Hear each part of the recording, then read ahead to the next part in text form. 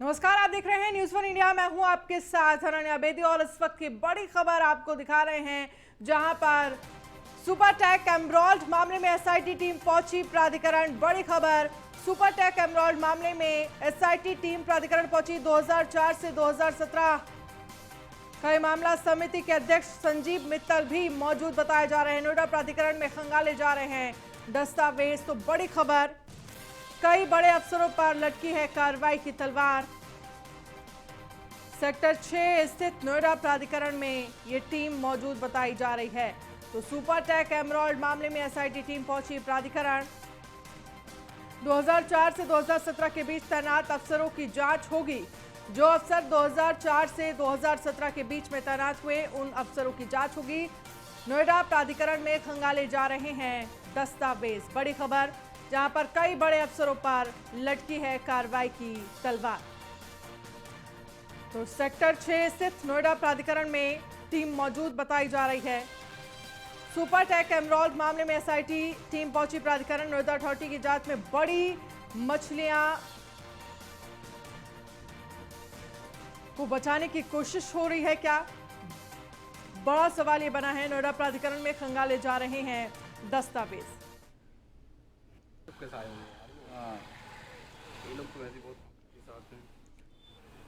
तो सुपरटेक के बाद अजनारा का भी खेल खत्म होगा। अब अजनारा की भी मुश्किलें बढ़ती हुई नजर आ रही हैं।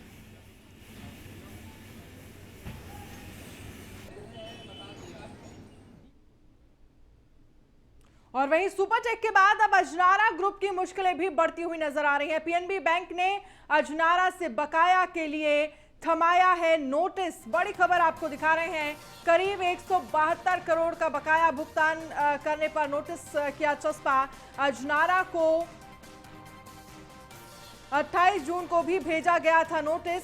60 दिन में बकाया जमा करने की दी गई थी चेतावनी।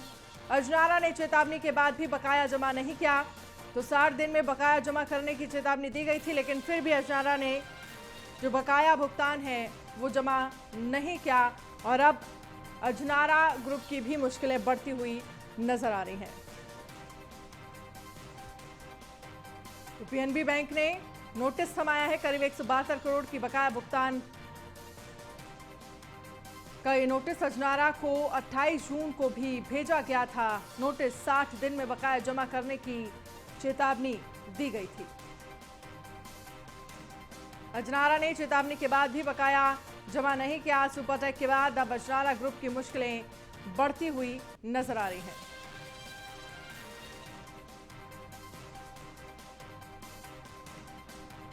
तो करीब 172 करोड़ बकाया भुगतान न करने पर नोटिस चस्पा किया है। अजनारा को 28 जून को 60 दिन में बकाया जमा करने की दी गई थी चेतावनी। बड़ी खबर आपको दिखा रहे हैं। अजनारा ने चेतावनी के बाद भी बकाया जमा नहीं किया। तो सुपरटेक के बाद अब अजनारा की मुश्किलें बढ़ती हुई नजर आ रही हैं। पीएनबी बैंक ने अजनारा से बकाया के लिए नोटिस थमाया। करीब 172 करोड़ बकाया भुगतान न करने पर नोटिस चस्पा किया गया।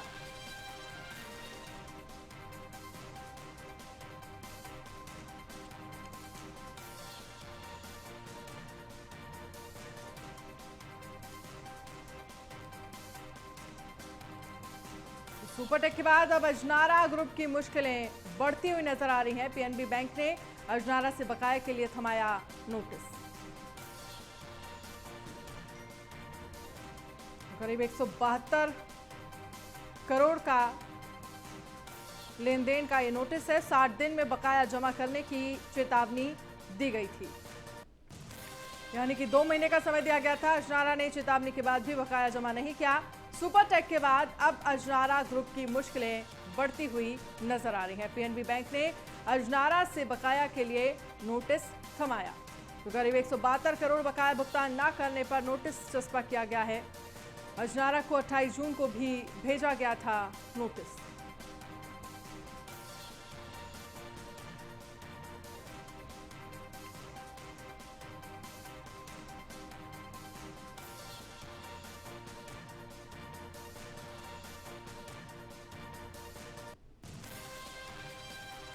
और खबर है लखनऊ से, जहां पर उत्तर प्रदेश बीजेपी ने किया है ट्वीट। भू माफियाओं पर भाजपा सरकार का करारा प्रहार।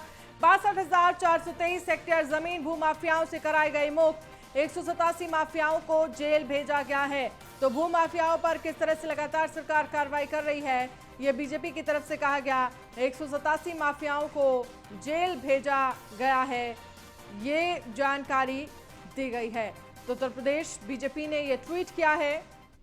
62,423 हेक्टेयर जमीन भू माफियाओं से मुक्त कराई और 187 माफियाओं को जेल भी भेजा गया है। ये बड़ी कार्रवाई यहां पर की गई है उत्तर प्रदेश में।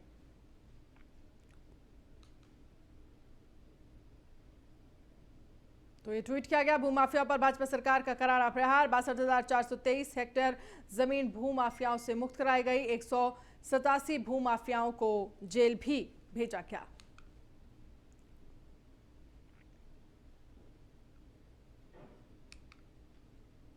तो 62,423 हेक्टेयर जमीन कराई गई मुक्त।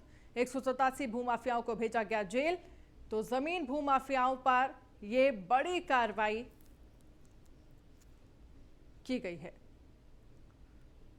तो भूमाफियाओं से कराई जमीन 62,423 हेक्टेयर जमीन मुक्त कराई गई।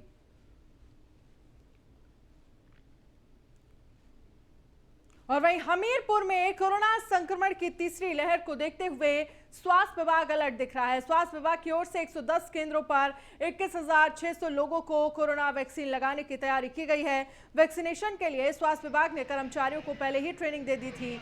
जिले में पहली बार एक ही दिन में 110 केंद्रों पर कोरोना का टीकाकरण किया जा रहा है। तो कोरोना की तीसरी लहर को देखते हुए लगभग सभी तैयारियां पूरी की जा रही हैं। स्वास्थ्य विभाग तीसरी लहर से निपटने के लिए अलर्ट है। 21,600 लोगों को वैक्सीन लगाई गई।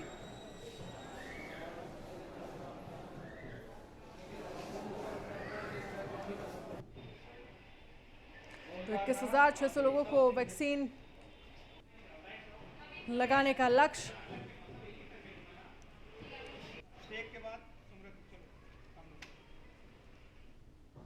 जिला अस्पताल में एक सेंटर है जहाँ पे वैक्सीन लगाई जा रही है, जो कोवैक्सीन है, जिनके दोनों डोज लगाए जा रहे हैं। और हमारी पूरी टीम वहाँ लगा रही है और पूरी तैयारी है। हर किसी को वैक्सीन लगेगी जो कोवैक्सीन लगाना चाहेंगे।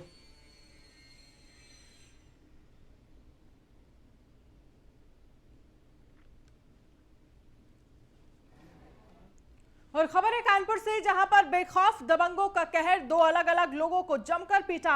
मामूली विवाद में बीच सड़क पर तोड़फोड़ की। पीड़ितों ने बर्रा थाने में इसकी शिकायत की है। बर्रा थाना इलाके के शिवनगर इलाके की यह घटना है। तो दो अलग अलग लोगों की जमकर पिटाई की। मामूली विवाद के बीच सड़क पर तोड़फोड़ करने का ये मामला। पीड़ितों ने बर्रा थाने में इसकी शिकायत की है। तो बर्रा थाना इलाके के शिवनगर इलाके की यह घटना है।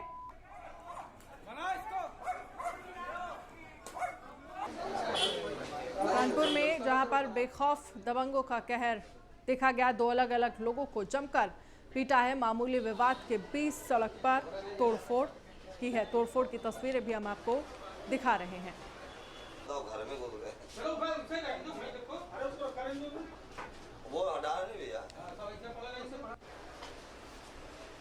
तो ये कानपुर का मामला है, जहां पर बेखौफ दबंगों का कहर। दो अलग अलग लोगों को जमकर पीटने का मामला सामने आया है।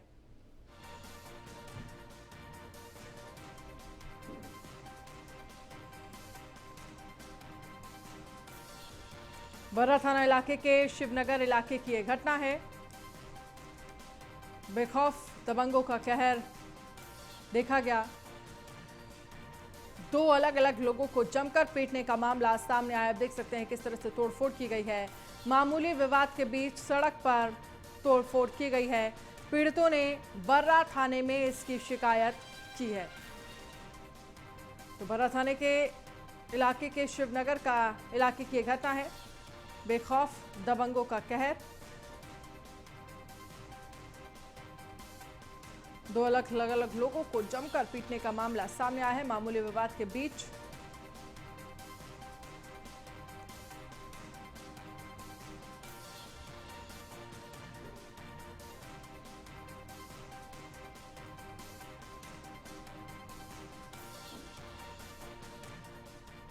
और खबर है कानपुर से, जहां पर दो पक्षों में खूनी संघर्ष, लाठी डंडे और ईंटों से मारपीट, महिलाएं और युवकों में भिड़ंत, छेड़खानी के मामले में गवाही देने पर मारपीट का आरोप। मारपीट का वीडियो सीसीटीवी कैमरे में कैद हुआ है। नौबस्ता राजीव नगर इलाके में यह पूरी मारपीट हुई है।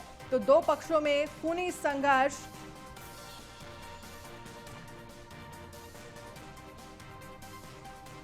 जहां पर लाठी डंडे और ईंटों से मारपीट का मामला सामने आया है। महिलाएं और युवकों में भिड़ंत का ये मामला सामने आया है। बड़ी खबर आपको दिखा रहे हैं।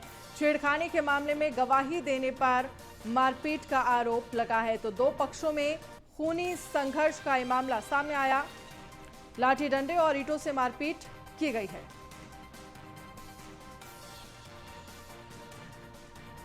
तो महिलाएं और युवकों में भिड़ंत, छेड़खानी के मामले में गवाही देने पर मारपीट का आरोप लगा है। दो पक्षों में खूनी संघर्ष, लाठी डंडे और ईंटों से मारपीट का मामला सामने आया। महिलाएं और युवकों में भिड़ंत हुई है। छेड़खानी के मामले में गवाही देने पर मारपीट का आरोप लगा है।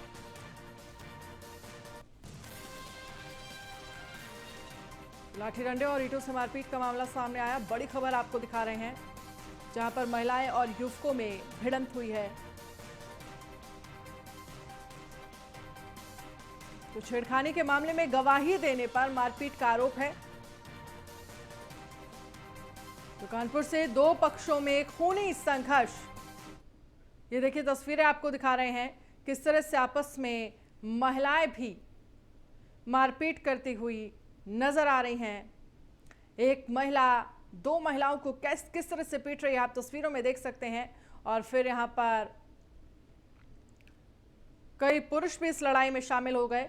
आप देखिए तस्वीरों में किस तरह से जमकर खींचतान नजर आ रही है। जिसको जो नजर आ रहा है वो उससे मारपीट करने की जद्दोजहद में लगा हुआ है।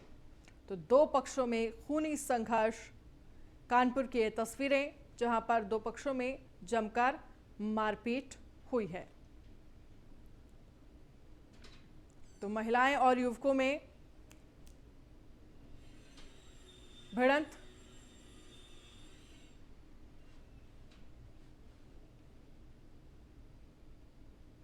खबर लखनऊ से है, जहां पर बीजेपी अध्यक्ष स्वतंत्र देव सिंह का बड़ा बयान, कांग्रेस सपा बसपा को वोट देना पाप है। ये स्वतंत्र देव सिंह की तरफ से कहा गया। भारत मां की जय बोलने में, मंदिर जाने में जिनको डर लगता है उन्हें वोट देना पाप है। तो बीजेपी अध्यक्ष स्वतंत्र देव सिंह का बड़ा बयान सामने आया है, जहां पर कांग्रेस सपा और बसपा को वोट देना पाप है। यह स्वतंत्र देव सिंह की तरफ से कहा गया। बीजेपी अध्यक्ष स्वतंत्र देव सिंह का बड़ा बयान, कांग्रेस सपा बसपा को वोट देना पाप है, यह स्वतंत्र देव सिंह ने कहा है। बीजेपी अध्यक्ष स्वतंत्र देव सिंह का बड़ा बयान सामने आया। तो कांग्रेस सपा बसपा को वोट देना पाप है, बीजेपी अध्यक्ष स्वतंत्र देव सिंह का बड़ा बयान सामने आया है। कांग्रेस सपा बसपा को वोट देना पाप है, ये स्वतंत्र देव सिंह की तरफ से कहा गया है। तो लगातार बीजेपी हमलावर है तमाम विपक्ष पर, तमाम आरोप प्रत्यारोप की राजनीति हो रही है। लखनऊ से बीजेपी प्रदेश अध्यक्ष स्वतंत्र देव सिंह का ये बड़ा बयान सामने आया है।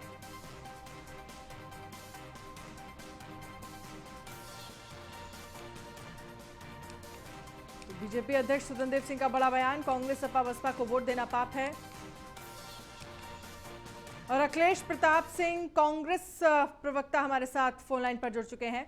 अखिलेश जी, बहुत बहुत स्वागत है न्यूज़ वन इंडिया पर। सवाल आपसे यही है कि जिस तरह से बीजेपी के प्रदेश अध्यक्ष स्वतंत्र देव सिंह ने आरोप लगाया है और ये कहा है कि कांग्रेस सपा बसपा को वोट देना पाप है, क्योंकि भारत माता की जय बोलने में, मंदिर जाने में जिनको डर लगता है उन्हें वोट देना पाप है, क्या कहेंगे आप इस बयान पर और कैसे देखते हैं आप इस बयान को? हंसी आ रही है भाजपाइयों पे। कितने निरीह हो गए हैं। दिल्ली और लखनऊ में जिनकी सत्ता है, अपनी सरकार की उपलब्धियां नहीं बता पा रहे जी। अब इस लेवल पे आ गए हैं कि विपक्षियों को वोट देना पाप है। पाप पुण्य का निर्णय कौन करेगा? वादा करके सत्ता में आए मोदी जी और योगी जी, आप दोनों लोग, और जो हमारे यहाँ तो वचनम परम धर्मम कहा गया है, प्राण जाए पर वचन न जाई, और जो अपने वचन को निभावे न निभावे वही सबसे बड़ा पापी कहा गया है। तो इन लोगों ने कौन से वचन को निभाया है? चाहे मोदी जी के सुनाना शुरू करूं क्या, 15 लाख से अच्छे धन काले धन से लगाए और नौकरियों से लगाए, या बीजेपी की सरकार का गिनाना शुरू करूं, किसानों से लगाए, नौजवानों को रोजी रोजगार, महिला बच्चों, तो पाप तो इन्होंने किया है। ठीक है, अखिलेश जी आपको रोकना चाहूंगे, हमारे साथ सपा के प्रवक्ता अनुराग भदौरिया भी जुड़ गए हैं। अनुराग जी, कैसे देखते हैं स्वतंत्र देव सिंह के इस बयान को, जिसमें उन्होंने कहा है कि सपा बसपा कांग्रेस को वोट देना पाप है, भारत माता की जय बोलने, मंदिर जाने में जिनको डर लगता है उनको वोट देना पाप है, इस बयान पर आप क्या कहेंगे? मुझे लगता है वो नाम तो स्वतंत्र देव सिंह रख दिया है, लेकिन मानसिक रूप से अभी स्वतंत्र नहीं हो पाए हैं। उनको मानसिक रूप से स्वतंत्र होने की जरूरत है, लोकतंत्र में विश्वास करने की जरूरत है। उनको लगता है लोकतंत्र में विश्वास नहीं है, वो लोकतंत्र का गला घोट रहे हैं। उनको लग रहा है कि बीजेपी की तानाशाही है और दूसरा कोई यहाँ खड़ा नहीं हो सकता। तो इसके मतलब ये तानाशाही रवैया है ना। जब आप दूसरों को पाप बोलेंगे तो इसके मतलब आप लोकतंत्र का गला घोटना चाहते हैं, देश के संविधान का अपमान कर रहे हैं। और जो व्यक्ति देश का संविधान का अपमान करता है उसके ऊपर कुछ तो कार्रवाई होनी चाहिए। भैया आप लोकतंत्र का गला घोट रहे हैं, आप देखते हैं। लेकिन अनुराग जी, ये बयान आखिरकार क्यों दिया गया? क्या आप विपक्ष मंदिर जाने में विपक्ष को डर लगता है, या भारत माता की जय बोलने में कोई डर है किसी भी तरह का? क्यों इस तरह का बयान दिया गया? अरे तो यही तो मैं आपको सवाल उनसे पूछना चाहिए कि आपके ऊपर कार्रवाई होनी कि नहीं होनी चाहिए। आप सवाल मुझसे पूछने लगे उल्टी बात। आप उनसे लेकिन इसके साथ ही उन्होंने ये कहा कि किसानों के भेष में आक्रमणकारी हो गए हैं विपक्ष। इस तरह का आरोप क्यों लगा आपकी पार्टी पर? ये तो आपको बोलना चाहिए ना कि उनकी मानसिक रूप से स्वतंत्रता खत्म हो गई है उनकी। जब किसान का सम्मान नहीं कर पाए आदमी, डेंगू से बच्चों की मौतें हो रही है उसके ऊपर राजनीति कर रहा हो, कोविड काल में लोगों की मौतें हो गई उस पर बात ना करे, महंगाई बेरोजगारी से लोग आत्महत्या कर रहे हैं उस पर बात ना करे, महिलाओं का चीरहरण हो रहा है और बच्ची को गोली मारी जा रही हो, तो कैसा माहौल है? ये उत्तर प्रदेश के अंदर में एक आतंकी सा माहौल बना रखा है। और उसके ऊपर से आप पाप और ये सब की बातें करते हैं, तो कार्रवाई होनी चाहिए नहीं होनी चाहिए? आप सवाल पूछिए ना, आप मुझसे पूछ रही हैं। ठीक है, जब बीजेपी के प्रवक्ता जुड़ेंगे हम जरूर उनसे सवाल पूछेंगे, लेकिन सवाल ये भी है, क्या इस तरह की राजनीति सिर्फ और सिर्फ विधानसभा चुनाव को देखते हुए हो रही है, वोट बैंक को लेकर हो रही है क्या? बिल्कुल, ये भारतीय जनता पार्टी मानसिक रूप से वो तैयार हो गई है कि वो हार स्वीकार कर ली उन्होंने। जब आदमी हार स्वीकार कर लेता है तो इस तरह की अनर्गल बयान देना शुरू कर देता है। अब उसको लग रहा है कि वो रोजगार पे तो बात कर नहीं सकते, उनको लग रहा है महंगाई पे भी बात नहीं कर सकते, उत्तर प्रदेश में कोई काम किया नहीं जिसके बारे में बताएं कि हमने ये काम कर लिया। जब आदमी के पास काम नहीं होता है तो आदमी दूसरों के ऊपर में आए बाएं साएं बोलने लगता है, और आए बाएं साएं बोलते बोलते उसे पता नहीं क्या बोल जाता है, उसे खुद नहीं पता चलता है। उसको ऐसा लगता ही नहीं है कि हिंदुस्तानी भाषा बोल रहा है, पता नहीं किस देश की भाषा बोल रहे हैं। ये तो वही बता सकते हैं कि किस देश की भाषा उनकी है कि वो पाप पुण्य की बात करने लगे। इसके मतलब वो पाप के भागीदार बन चुके हैं। कि जनता के साथ धोखा मतलब पाप का भागीदार। इनके सपने में भी पाप याद आ रहा है, तो नींद खुल जाती है उनकी रात को, और रात को नींद खुल के उनको लगता है कि मैंने पाप किया है, कि 4.5 साल में जनता के साथ वादा किया था पूरा नहीं किया, तो दिन में उनके मुंह से वही पाप निकलता है कि उनकी प्रायश्चित है। कोई बात नहीं, उनको प्रायश्चित करने दीजिए, हमारी सिंपैथी उनके साथ है। हारने के बाद भी उनको सम्मान मिलेगा, हार भले जाएंगे लेकिन चूंकि प्रायश्चित कर रहे हैं तो इसलिए उनका सम्मान बना रहेगा। चलिए अनुराग भदौरिया जी, बहुत बहुत शुक्रिया हमसे बातचीत करने के लिए। तो बीजेपी प्रदेश अध्यक्ष स्वतंत्र देव सिंह की तरफ से कहा गया, कांग्रेस सपा बसपा को वोट देना पाप है, भारत माता की जय बोलने में, मंदिर जाने में जिन्हें डर लगता है उनको वोट देना पाप है, ये स्वतंत्र देव सिंह की तरफ से कहा गया। तो किसानों के भेष में आक्रमणकारी है विपक्ष, हम उस पार्टी के सदस्य हैं जिस पर एक भी दाग नहीं है, ये स्वतंत्र देव सिंह की तरफ से कहा गया है।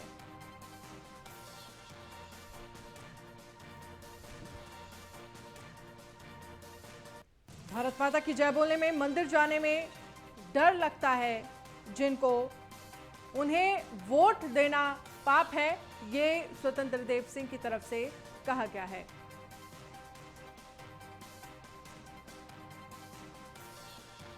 तो हम उस पार्टी के सदस्य हैं जिन पर कोई भी दाग नहीं है, जिस पार्टी पर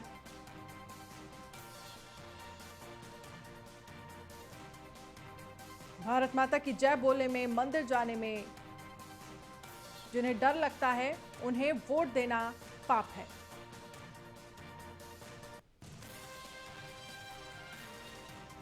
तो किसानों के भेष में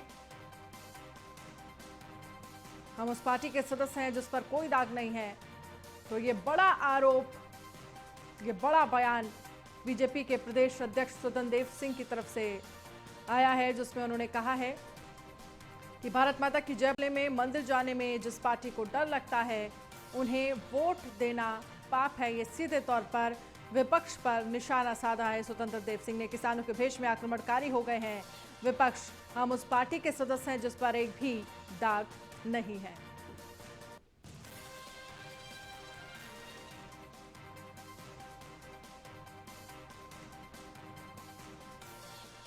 और लक्ष्मीकांत वाजपेयी बीजेपी के नेता हमारे साथ जुड़ गए हैं। लक्ष्मीकांत जी, बहुत बहुत स्वागत है आपका न्यूज़ वन इंडिया पर। पहला सवाल सर यही है कि जिस तरह से बीजेपी के प्रदेश अध्यक्ष की तरफ से ये बयान आया है जिसमें उन्होंने कहा है कि सपा और सपा, बसपा और कांग्रेस को वोट देना पाप है, क्योंकि जिस पार्टी को मंदिर जाने में, भारत माता की जय बोलने में डर लगता है उसको वोट देना पाप है। कैसे देखते हैं आप इस बयान को और क्या कहेंगे? नहीं, केवल उनके बयान को जो तो बड़ा स्पष्ट संदर्भ दिया है उन्होंने जी।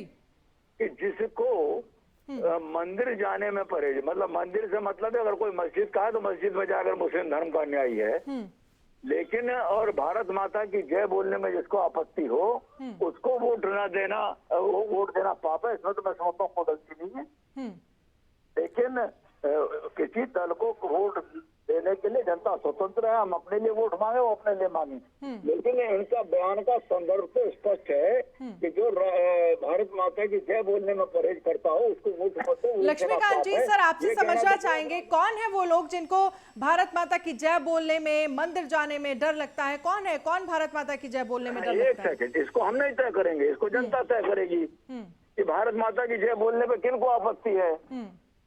जिनको आपत्ति है उनके लिए उन्होंने कहा, उनका क्लियर संदर्भ है। बाकी के सपा, बसपा, कांग्रेस से मतलब पूरी पार्टी से नहीं है। अब है ना संभल के सांसद जी जो नहीं बोलना चाहते, समाजवादी पार्टी के नहीं बोलना चाहते।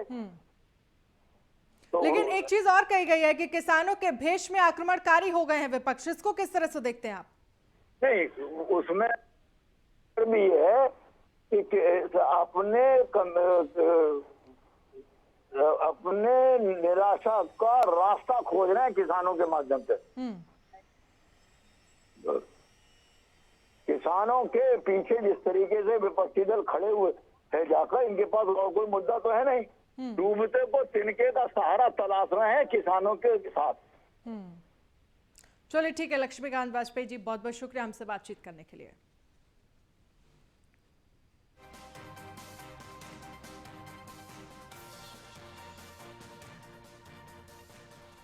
बहराइच में समाजवादी पार्टी के पूर्व विधायक संतोष पांडे का कार्यकर्ताओं ने जोरदार स्वागत किया। दरअसल समाजवादी पार्टी के राष्ट्रीय अध्यक्ष अखिलेश यादव के निर्देश पर प्रबुद्ध एवं बुद्धिजीवी वर्ग सम्मेलन में बहराइच जाते समय जगह जगह पर कार्यकर्ताओं ने उनका जोरदार स्वागत किया।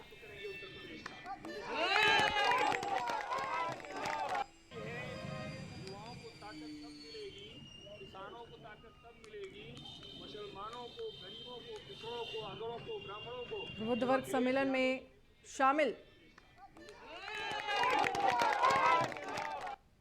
और वहीं सपा राष्ट्रीय अध्यक्ष और यूपी के पूर्व सीएम अखिलेश यादव आगरा के दौरे पर हैं। इस दौरान आगरा में अपने मित्र मनु अलग की माताजी रेणु अलग के देहांत के बाद परिवार से मिलने पहुंचे। वहीं स्वर्गीय पूर्व महानगर अध्यक्ष रईसुद्दीन के निवास पर भी अखिलेश यादव पहुंचे और परिवार से मुलाकात की। कई परिचित लोगों के परिवारों में उनके सदस्यों का निधन हुआ है। हमारे ही परिचित यहाँ हैं, इनकी माताजी एक्सपायर हो गई।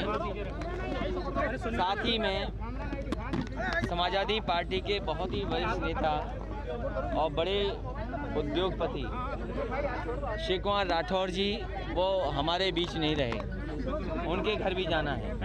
हमारी पार्टी के महानगर अध्यक्ष रहे रईसुद्दीन, उनके घर परिवार से भी मिलना है। और जिस तरीके से कोविड में या कोविड के बाद यह लगातार बहुत लोगों को खोया। बुलेटिन में फिलहाल इतना ही। आप बने रहिए न्यूज़ 1 इंडिया के साथ। नमस्कार।